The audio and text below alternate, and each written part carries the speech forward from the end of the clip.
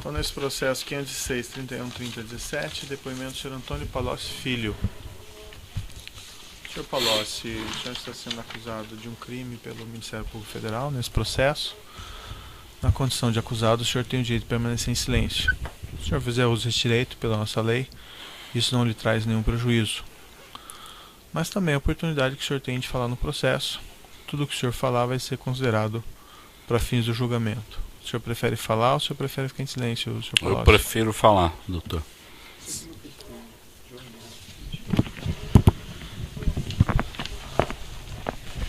Excelência, como havia sido estabelecido no início da instrução, a defesa do ex-presidente Lula apenas gostaria de saber, para melhor se posicionar ao longo da audiência, se existe algum acordo de colaboração em curso e qual seria o status, eventualmente, das negociações.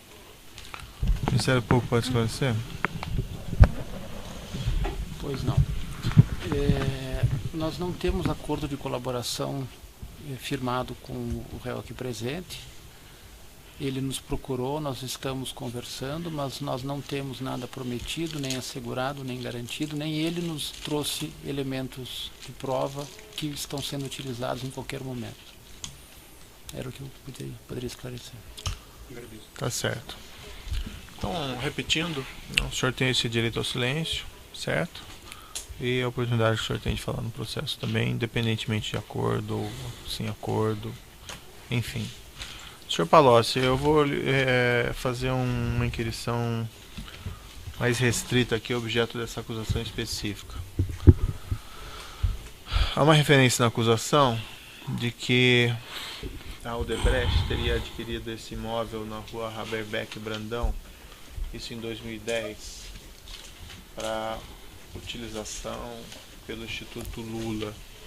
O senhor participou de alguma maneira desses fatos? Acredito que tenha tido uma participação relativamente próxima dos fatos, Excelência.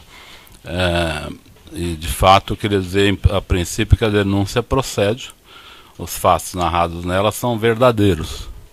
Eu diria apenas que os fatos narrados nessa denúncia dizem respeito a um capítulo de um livro um pouco maior, certo, do relacionamento da empresa em questão, da Odebrecht, com o governo do ex-presidente Lula e da ex-presidente Dilma, que foi uma relação bastante intensa, bastante movida a vantagens dirigidas à empresa, a propinas pagas pela Odebrecht para agentes públicos, em forma de doação de campanha, em forma de benefícios pessoais, em formas de Caixa 1, Caixa 2, e esse foi um episódio desse conjunto de práticas que envolveu esta empresa em relação ao governo do ex-presidente Lula e da ex-presidente Dilma.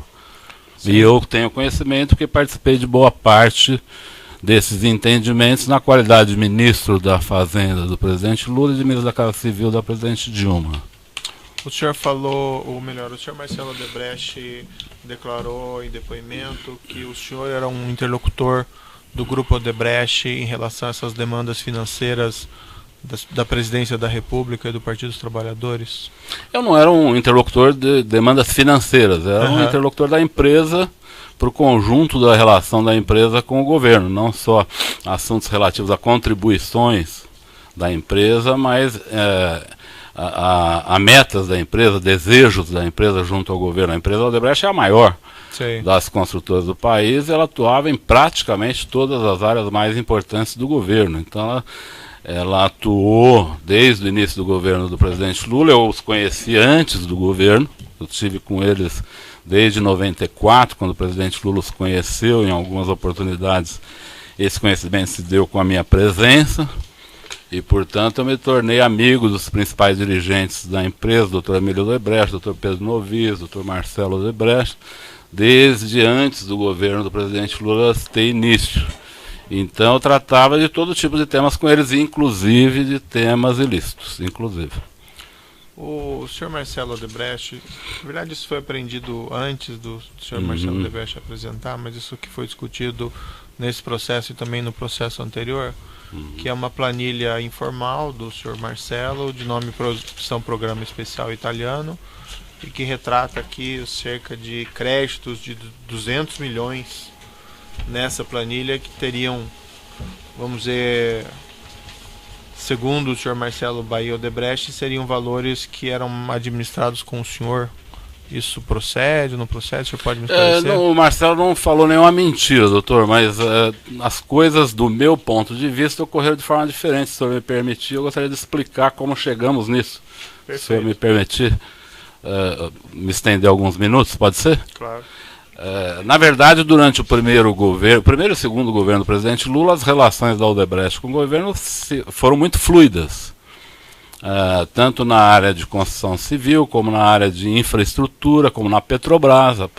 A Odebrecht tinha uma intensa atividade na Petrobras, muitos contratos sendo realizados na Petrobras, e o relacionamento da empresa junto ao governo foi intenso, e as discussões que nós tínhamos com a empresa eram intensas. Veja, numa empresa desse porte, nem sempre a atitude do governo é de concordar com tudo que a empresa faz. Muitas vezes nós precisamos conter a força da empresa num determinado assunto que o governo quer fazer de forma diferente. No outro ponto, favorecemos a empresa num determinado momento. Não é uma relação linear. Não é uma relação permanentemente pacífica. Às vezes ela tem momentos de dificuldade. Mas a Odebrecht, em particular, tinha uma relação fluida com o governo em todos os aspectos. Diria, partindo dos aspectos de realização de projetos, assim como participação em campanhas. Certo. As participações em campanhas se davam de todas as maneiras. A maior parte com caixa 1. Mas o caixa 1, muitas vezes, originário de atitudes e de contratos ilícitos.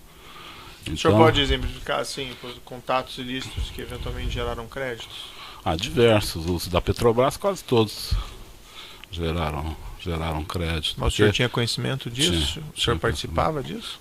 Não participei de todos, doutor, porque a Petrobras não era a minha área de atuação direta, mas eu conhecia a relação da Odebrecht com a Petrobras, os ilícitos da Petrobras, na área de serviços, na área de abastecimento e na área internacional eram bastante conhecidos. Na época eu os conhecia. Como é que funcionava em linhas gerais assim? Essas diretorias, elas foram nomeadas e ao longo do tempo se desenvolveu através delas. Na diretoria de serviços, o PT, na diretoria internacional, o PMDB, e na diretoria de abastecimento, o PP, se desenvolveu uma relação de intenso financiamento partidário, de políticos, pessoas, empresas, né? Então esse foi um ilícito crescente na Petrobras, até porque as obras cresceram muito e com elas os ilícitos. Então eu sabia disso, eu acompanhei algumas coisas, mas não era a minha área de atuação direta, isso é verdade. Como é que o senhor sabia disso? Porque eu era da cúpula do governo, doutor, eu não posso esconder o fato de que eu participava das principais reuniões de articulação do governo. Não era a pessoa mais importante, nem a segunda nem a quinta, mas eu participava das questões centrais do governo, então eu conhecia essas relações, conversava com o presidente Lula sobre essas relações. Por exemplo, quando o presidente foi reeleito em 2007, ele me chamou no Palácio da Alvorada e me falou, eu soube que na área de serviços e de abastecimento, a área internacional era menos nessa época, era o Nestor Cerveró, na época era menos, mas ele falou, eu soube que na área de serviços, na área de abastecimento, estava havendo muita corrupção. Eu falei, é verdade, estava havendo sim.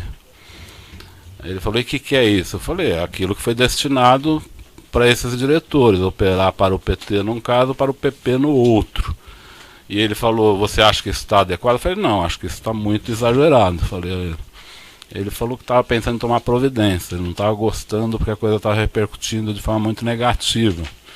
Mas logo após veio o pré-sal. E o pré-sal pôs o governo numa atitude frenética em relação à Petrobras, e aí esses assuntos de listas de diretores ficaram para terceiro plano, entendeu? E aí as coisas continuaram correndo do jeito que era. No meu relacionamento com a Odebrecht, eu digo ao senhor, eu algumas vezes pedi recursos para a Odebrecht, para campanhas. Normalmente não foi no período que eu era ministro, porque eu pedi antes de eu ser ministro, em 2002, e em 2006 eu já não era mais ministro. Então não foi durante o período que eu era ministro. Mas no período que eu era ministro eu tive um relacionamento fluido com eles também, não escondo isso não. Esse recurso de campanha, inclusive para as campanhas presidenciais? Principalmente para campanhas. Eu praticamente só atuava em campanhas presidenciais e para campanhas minhas. A Odebrecht também fez doações para campanhas minhas, a meu pedido. Na última campanha que eu fiz para deputado federal foi em 2006. Eu até antes de vir aqui chequei no TSE se tinha alguma doação legal no meu nome e não tinha. Se não tinha doação legal, eu lhe garanto que teve doação ilegal. Porque a Odebrecht não deixaria de doar para uma campanha minha, eu tenho certeza que ela fez doações importantes para mim também. Mas a Odebrecht fazia doações fortes na campanha. Como eu lhe disse, nessa planilha, muitos valores dela são valores pagos com bônus, com recibos. Sim. Mas a origem dos recursos nem sempre eram lícitas. O senhor Marcelo Odebrecht declarou, não só ele, que recebeu algum desses pagamentos, ou melhor, algum desses pagamentos foram feitos em depósitos no exterior em favor do senhor João Santana. Isso ocorreu mesmo? Eu nunca soube disso, doutor, porque deixa eu lhe dizer, quando eu peço um recurso para o Odebrecht, eu nunca peço, me faça um pagamento no exterior para tal pessoa, eu nunca fiz isso. Eu dizia a ele, olha, contribuam com a campanha do presidente Lula ou da presidente Dilma. Aí ele falava, estamos pensando num valor de 50 milhões. Eu falava, pode ser, depois mais tarde eu voltava lá, quem sabe um valor de 60 milhões. E digo uma coisa, e aqui é importante, se o senhor me der mais um minuto, eu ressaltar um aspecto fundamental do relacionamento da empresa com o governo. Esse relacionamento sempre foi fluido e foi na base de confiança. Eu nunca tive, até o final do ano de 2010, nenhum valor estabelecido com o Marcelo Odebrecht. Nunca tive. Porque tudo que eu pedi, eles atendiam. Sim. É lógico que eu também não pedia coisas absurdas. Eram coisas relativas ao relacionamento, não lícito, mas ao relacionamento de uma grande empresa com um governo. Mas eles nunca recusaram, então eu não tinha valores estabelecidos com o Marcelo Odebrecht. Em 2010 ocorreu uma coisa estranha, porque a empresa do Odebrecht se mostrou muito tensa com a posse da presidente Dilma. E uma tensão que eu diria desproporcional, uma tensão muito grande, porque havia uma razão para isso. No evento das hidrelétricas do Rio Madeira, onde a Odebrecht foi a realizadora do projeto, o senhor sabe que na área elétrica as empresas privadas fazem o projeto em parceria com as empresas públicas, não é? Elas desenvolvem o projeto e colocam em licitação, diferente de outras áreas onde é o governo que faz os projetos. Na área elétrica, as empresas fazem o projeto junto com empresas públicas e apresentam o projeto em licitação. Se elas ganham, a mesma empresa que fez, ela toca o projeto porque ela já investiu naquele estudo. Se ela perde, quem ganha a licitação paga para ela pelo estudo feito. Isso é normal, há décadas, isso é assim, não me parece fonte de problemas reais, os problemas são outros, na verdade, não é? E a Odebrecht, por ter feito o estudo do Rio Madeira, que gerou a ideia e o projeto de 2 hidrelétricas ali, ela tinha uma vontade imensurável, uma vontade incontrolável de realizar as 2 usinas. E a ministra Dilma, na época, a ministra da Casa Civil, foi uma barreira fundamental ao Odebrecht, que ela não queria que o Odebrecht fizesse as 2 empresas, as 2 usinas. Ela achava que era uma concentração de obras inadequada. E nos convenceu, a mim, ao presidente Lula, que não era adequado aquilo, mas ela liderou um embate muito forte com a Odebrecht nesse momento, que resultou na Odebrecht ter perdido a segunda licitação e ganho a primeira a um preço muito ruim. Do ponto de vista do mercado, parecia um preço muito ruim, muito baixo. Né? Então, quando a presidente Dilma foi tomar posse, a empresa entrou num certo pânico. E foi nesse momento que o Dr. Emílio Odebrecht fez uma espécie de pacto de sangue com o presidente Lula. Ele procurou o presidente Lula nos últimos dias do seu mandato e levou um pacote de propinas para o presidente Lula, que envolvia esse terreno do Instituto, que já estava comprado, e o seu Emílio apresentou ao presidente Lula, o sítio para uso da família do presidente Lula, que ele já tinha feito, já estava fazendo a reforma em fase final, e ele disse ao presidente Lula que o sítio já estava pronto, e também disse ao presidente Lula que ele tinha à disposição dele para o próximo período, para ele fazer as atividades políticas dele, 300 milhões de reais. Eu fiquei bastante chocado com esse momento, porque eu achei que não era assim que era o relacionamento da empresa Mas o senhor estava presente? Não estava presente. Por que eu sei disso? Porque no dia seguinte de manhã, o presidente Lula me chama no Palácio da Alvorada e me conta a reunião. Uhum. Me conta a reunião. Ele também se mostrou um pouco surpreso, porque ele falou, olha, ele só fez isso porque ele tem muito receio da Dilma. Sei. Porque ele nunca tratou de recursos comigo, mas dessa vez ele tratou de um pacote de coisas e um recurso muito alto, e ele pediu para eu tratar desse recurso com o Marcelo Odebrecht. Aí é que surge essa tal planilha. Para mim, pelo menos. Para o Marcelo ela pode existir há décadas, porque o Marcelo tinha lá seus controles, que eu nunca, sempre respeitei, nunca perguntei como ele controlava, como não controlava os recursos da sua empresa. Sei. Mas nesse momento eu vou ao Marcelo e digo, Marcelo, o que está acontecendo? Por que seu pai levou uma reserva desse tamanho? Nós nunca falamos em tamanho de reservas, de conta corrente, nunca falamos sobre isso. Ele falou, não, meu pai acha melhor nesse momento, pelo fato da Dilma estar entrando, estabelecer de forma clara a relação, não mais, vamos dizer, não mais no fio do bigode, como a gente fazia, não mais na fluidez da confiança, mas numa relação mais explícita e mais objetiva, porque ele tem muito medo do comportamento da presidente Dilma ser um comportamento evasivo em relação aos nossos pleitos, e isso pode colocar em risco os nossos projetos. Uhum. Eu falei, Marcelo, eu não gosto dessa ideia de conta corrente, eu acho que nunca foi assim, não sei porque vocês reservaram 300 milhões, aí ele fez uma correção. Ele falou, não são 300 milhões, são 150 milhões, meu pai se equivocou.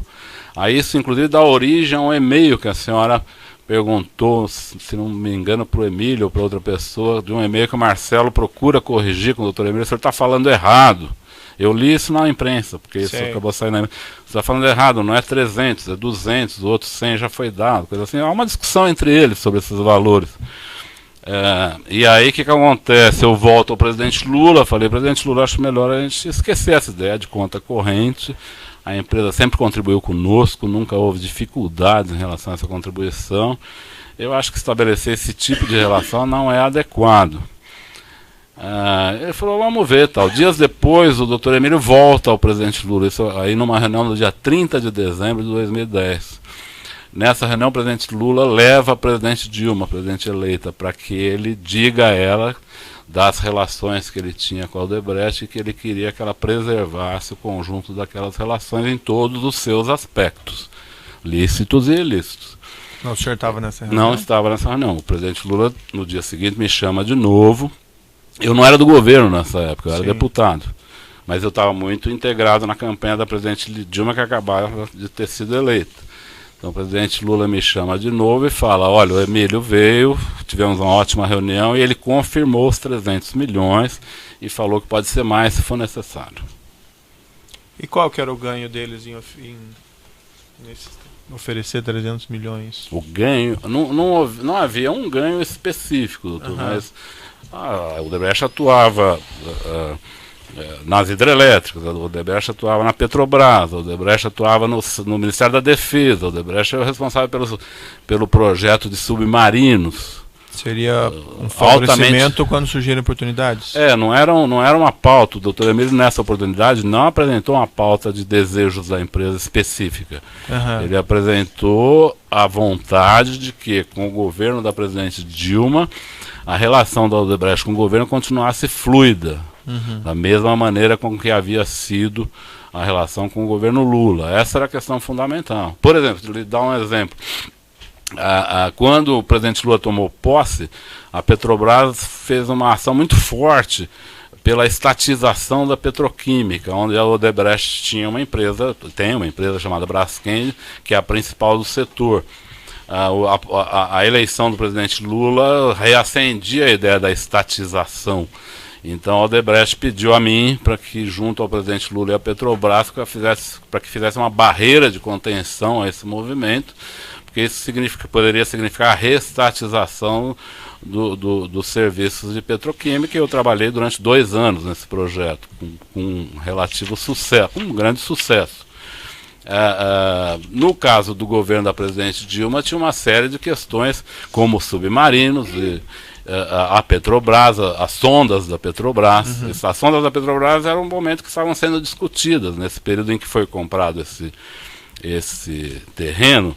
O assunto que tinha no momento eram as sondas da Petrobras. Era uma discussão muito grande sobre o valor de contratação dessas sondas, sobre nacionalização das sondas, sobre diferentes níveis de nacionalização, sobre onde estariam esses estaleiros. Isso tudo era uma discussão que, se o governo agisse contra a empresa, os danos seriam extraordinários. Se o governo agisse a favor da empresa, os benefícios também seriam extraordinários. E o governo agiu a favor? O governo seguinte, Sim. o governo da presidente Dilma, você está perguntando? Isso, das sondas. Em diversas ocasiões, embora não faça parte aqui do processo. Se eu quiser, eu lhe dou alguns exemplos, o senhor que manda. Exemplificadamente um exemplo, por exemplo. Um exemplo, por exemplo, foi na área de aviação. Por exemplo, na área de aviação, a Odebrecht desejava muito, nas concessões de aeroportos, a Odebrecht desejava muito ter um aeroporto de porte sob seu comando, na medida em que o governo privatizou os aeroportos. O senhor conhece esse processo. E na primeira leva de privatizações, onde foi privatizado o aeroporto de Guarulhos, de Campinas, Viracopos e de Brasília, a Odebrecht foi perdedora no processo. Ela perdeu os 3. Não sei se ela disputou os 3, mas ela perdeu os 3. Talvez tenha disputado 2. Ela tinha muito desejo de ganhar a licitação do aeroporto de Campinas, e ela perdeu. E ao perder essa licitação, a Odebrecht entrou com recurso contra o consórcio vencedor dessa licitação, que era a empresa Triunfo e a empresa UTC, tentando na ANAC derrubar a decisão em favor dessa empresa Triunfo, e ela se sagrasse vencedora, porque ela tinha ficado como segundo preço do aeroporto de Viracopos. E o Marcelo Odebrecht e o senhor Alexandrino me procuraram diversas vezes nessa oportunidade para que eu intercedesse em apoio a eles, porque eu que havia nomeado o presidente da ANAC nesse momento, eles queriam que eu intercedesse no sentido de mudar o resultado da licitação para que eles fossem os vencedores como segundo colocados. Como eu não fiz isso e falei que não faria, achava inadequado fazer essa mudança, eles pediram que a gente desse uma solução. Eu fui à presidente Dilma, ela disse para que eles deviam ficar calmos, que numa próxima licitação ela cuidaria desse assunto. Aí eles retiraram o recurso que eles tinham na ANAC e foram beneficiados na licitação do aeroporto de Guarulhos, no Galeão, no Rio de Janeiro. Como foram beneficiados? Houve uma cláusula nessa licitação que impedia o vencedor da licitação de Cumbica de participar do aeroporto do Galeão em condições livres. E isso foi colocado por solicitação da Odebrecht, então? Foi colocado por solicitação da Odebrecht, e eu tive participação nisso atrás, antes de sair do governo, e depois isso foi realizado Isso veio à tona de alguns formatos, talvez não nesse formato que eu estou lhe expressando, mas recentemente o Cláudio Melo da Odebrecht falou que o ex-ministro da Aeronáutica, o ministro... que é atual ministro. Mas acho que a gente não vai entrar em detalhes nessas outras. Mas só para lhe dizer, continuou. Diria ao senhor que a relação da Odebrecht no governo da presidente Dilma não foi tão fluida como era com o presidente Lula. O presidente Lula era um amigo da empresa de forma mais intensa. Mas essa relação foi grande. Por exemplo, no caso do etanol, a empresa investiu bilhões em etanol no governo do presidente Lula, porque o governo do presidente Lula era grande incentivador do etanol. A presidente Dilma já não foi incentivadora do etanol. Só para lhe dar alguns exemplos. Eu não vou entrar em detalhes, coisas assim que não são tão pertinentes no processo, mas uma questão eu tenho que perguntar a clarificação, porque o senhor Marcelo Odebrecht declarou isso. Ele mencionou que na época da aprovação do refis da crise, em 2009, teria recebido uma solicitação de 50 milhões de reais, salvo engano, para que os interesses da Odebrecht fossem atendidos na aprovação dessa legislação. Mencionou, salvo engano de memória meu, que essa solicitação teria vindo do ministro Guido Mantega, mas que o senhor teria conhecimento disso. É verdade. Isso aconteceu mesmo? Aconteceu. Se o senhor me permite... Desculpa lhe ocupar tanto tempo. Não, que é isso. No caso, teve 2 episódios. O episódio começou com a MP 460, A MP 460, eu acho que o senhor conhece esse assunto, Sim, ela restabelecia o crédito prêmio. Aí o ganho das empresas não seriam de alguns bilhões, seriam de dezenas de bilhões. E aí um grupo liderado pelo Marcelo Odebrecht, onde tinha também Benjamin Steinbuch, Rubens Ometo, a Votorantim, todas as grandes exportadoras do Brasil, foi ao Congresso pedindo para a gente restabelecer esse crédito prêmio DPI. Eu havia lutado contra esse crédito prêmio junto com o ministro Luiz Fux, que na época que eu era ministro da Fazenda, o ministro Luiz Fux era ministro da STJ, ele era relator desse caso e ele nos ajudou a não dar ganho de causa para o contribuinte nesse caso, que o imposto já tinha sido extinto. Sim. Já tinha sido extinto. Eles queriam o restabelecimento do imposto extinto. Eles me procuraram no Congresso, Marcelo Odebrecht em particular, porque tinha mais relação comigo, insistindo muito, muito. Ele fez mais de 10 reuniões comigo para que aprovasse a MP 460. Eu falei nas 10 vezes que não votaria a favor. Essa MP foi votada, nossa bancada votou contra. Eu digo, doutor, eu não sou contra a negociação com a empresa, mas claro, nesse caso me pareceu escandaloso, uma coisa absurda. Eram 200 bilhões envolvidos. Né? Então eu disse a eles que eu não ia apoiar isso, mas a legislação foi aprovada. Ato seguinte, eu fui ao presidente Lula, junto com o ministro Guido, e pedimos que o presidente Lula vetasse, ele vetou. Em seguida veio o refis da crise. E, nesse meio tempo, o STF decidiu que as empresas tinham que pagar. Sim. E não receber. Né? E, nesse momento, o Marcelo pede a mim, mas eu digo, olha, você tem que resolver com o Guido, tal. Ele pede parcelamento do pagamento, que ali já era, doutor, diferente da MP 460.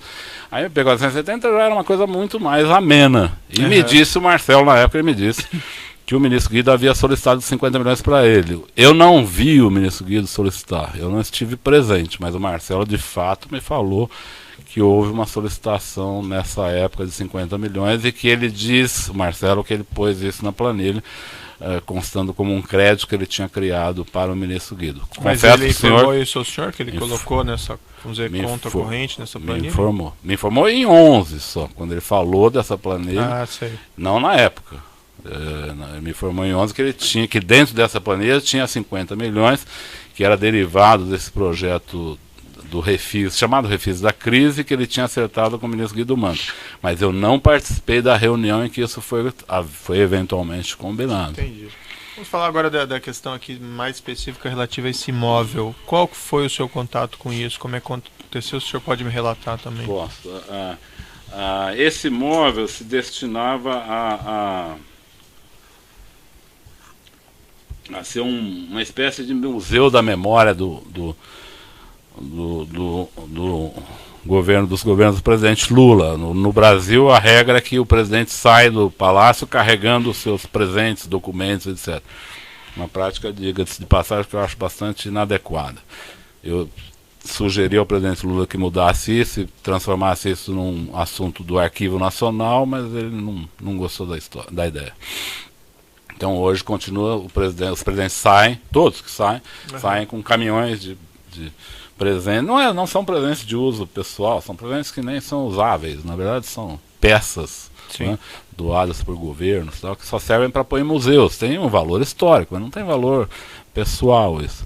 Não tem valor monetário, na verdade. Certo. Então o presidente Lula já estava num momento, era meados de 2010, em que ele precisava cuidar desse assunto. Ele me chamou, se não me engano, no Palácio da Alvorada, e ele me disse, olha, eu estou com muita coisa, cuidando de muita coisa agora. O Paulo Camoto e a dona Marisa estão olhando essa questão do futuro instituto. Eles estão atrás de um local para a instalação do instituto. Eu queria que você falasse com a dona Marisa e ver se você pode ajudar alguma coisa, ver como está isso, pediu para que eu desse algum apoio. 1 ou 2 dias depois eu fui a dona Marisa no Palácio da Alvorada, ela me atendeu no escritório do Palácio da Alvorada, numa mesinha de almoço que tinha nesse escritório, no primeiro andar do palácio.